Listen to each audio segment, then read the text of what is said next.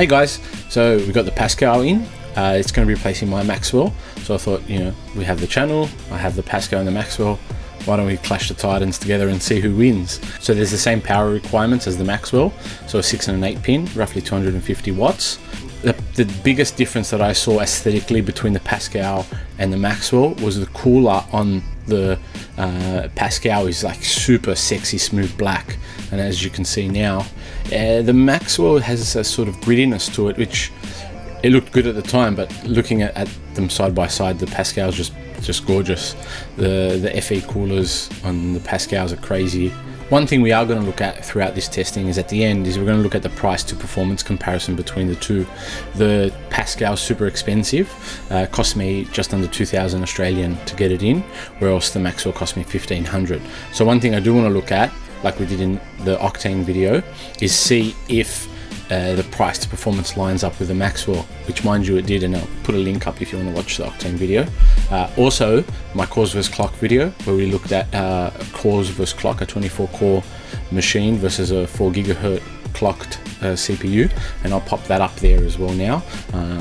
Check it out, it's super relevant to what we're doing here now. Okay, running over some specs. Both have 12 gigabyte of VRAM. The main difference between the Pascal, it has the new GDDR5X and the standard GDDR5 in the Maxwell. Pascal has 3,584 CUDA cores, Maxwell 3,072. Both require a 6 plus an 8 pin power supply at a 250 watt target. And here the biggest difference is the 11 teraflops of the Pascal up against Maxwell 6.6, and this is all within the same power target, so I think NVIDIA's really done a good job here. But now let's jump into the fun stuff, the benchmarks. Okay, now some of the synthetic benchmarks. Geekbench 4 ran the CUDA one. Here we've got the Pascal at 229,000, whereas the Maxwell done it at 134,000.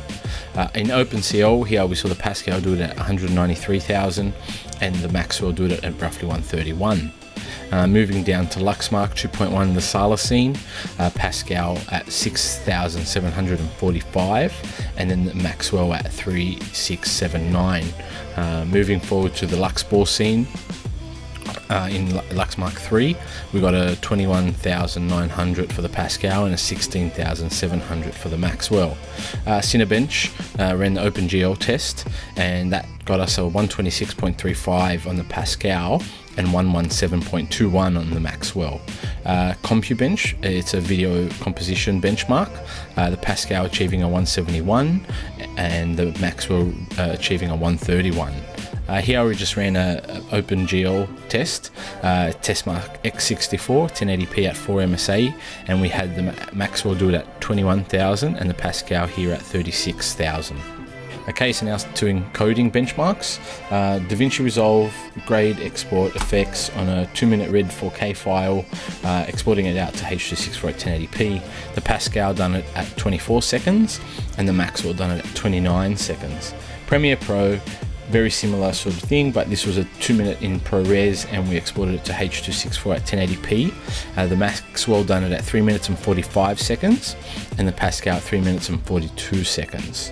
Davinci Resolve grade effects export 15 minutes of a red K6K to UHD DNX HRHQ, tongue twister there, both achieved a 9 minutes and 20 second score. Okay, Photoshop benchmark, OpenCL action 20 megapixel image, the Pascal done it in 48 seconds and the Maxwell done it at 58 seconds. Okay, so now onto some playback. Here we ran Davinci Resolve 4K timeline. The footage was from ProRes LT 4K.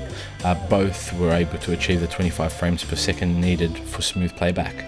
Again, Davinci Resolve in a 4K timeline, Red Dragon 6K, half res resolution, good quality, and both were getting 25 frames per second.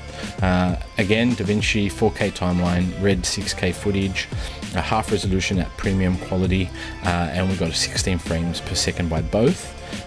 Once again, the same test but at full res and premium, both got 16 frames per second. Here in Premiere Pro, it was a 4K timeline, same Red Dragon footage.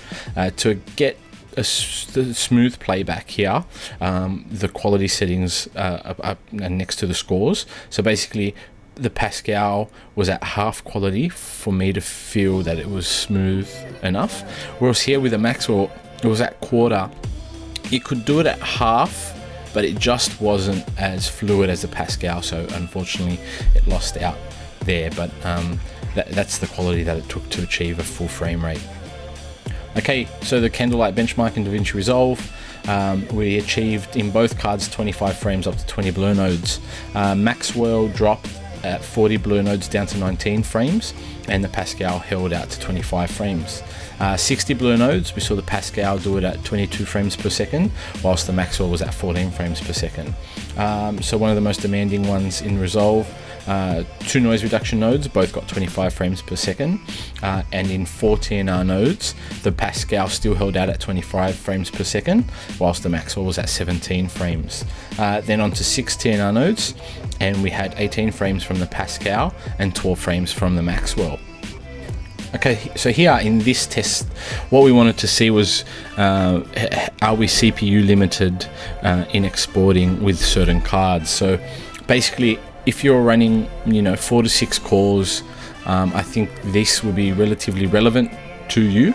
And basically, it's a 6K Dragon footage. It's been graded all the way through, and it's exported to UHD at DNX HR HQ.